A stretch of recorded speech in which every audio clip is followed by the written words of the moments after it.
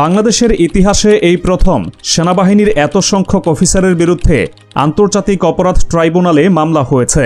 চলুন দেখে নেই বিস্তারিত প্রতিবেদন। বাংলাদেশ সেনাবাহিনী বড় ধরনের অভ্যন্তরীণ পদক্ষেপ নিয়েছে। জোরপূর্বক গুমের অভিযোগে ১৫ জন কর্মরত সেনা কর্মকর্তা আটক হয়েছেন। এই কর্মকর্তারা ছিলেন সাবেক প্রধানমন্ত্রী শেখ হাসিনা সরকারের আমলে কর্মরত। তাদের বিরুদ্ধে অভিযোগ ২০১৪ থেকে ২০২৩ সাল পর্যন্ত সময়কালে বিভিন্ন রাজনৈতিক কর্মী ও সাধারণ নাগরিকদের নিখোঁজ বা গুম করে ফেলা হয়।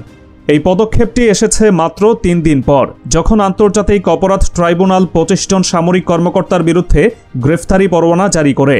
এর মধ্যে ১৫ জন বর্তমানে কর্মরত, ৯ জন অবসরপ্রাপ্ত এবং ১ জন ছুটিতে রয়েছেন অবসরপূর্ব অবস্থায়।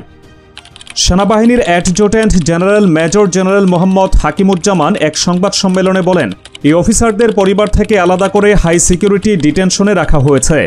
তিনি স্বীকার করেন, এই গ্রেফতারের ঘটনা সেনাবাহিনীর মনোবলে কিছুটা প্রভাব ফেলেছে, তবে আমরা ন্যায় বিচারের প্রতি প্রতিশ্রুতিবদ্ধ। স্বৈরাচার শেখ হাসিনা ২০২৪ সালের আগস্ট মাসে ছাত্র আন্দোলনের চাপে পদত্যাগ করেন। তার দল আওয়ামী লীগ বর্তমানে নিষিদ্ধ এবং সাবেক সরকারের বিভিন্ন নেতাদের বিরুদ্ধে তদন্ত চলছে। বর্তমান অন্তর্বর্তীকালীন সরকার পরিচালনা করছেন নোবেলজয়ী অধ্যাপক ডক্টর মোহাম্মদ ইউনূস।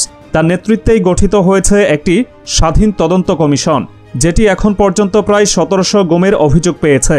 গ্রেফতারকৃত সেনা কর্মকর্তাদের আগামী ২২ অক্টোবর ট্রাইব্যুনালে হাজির করা হবে।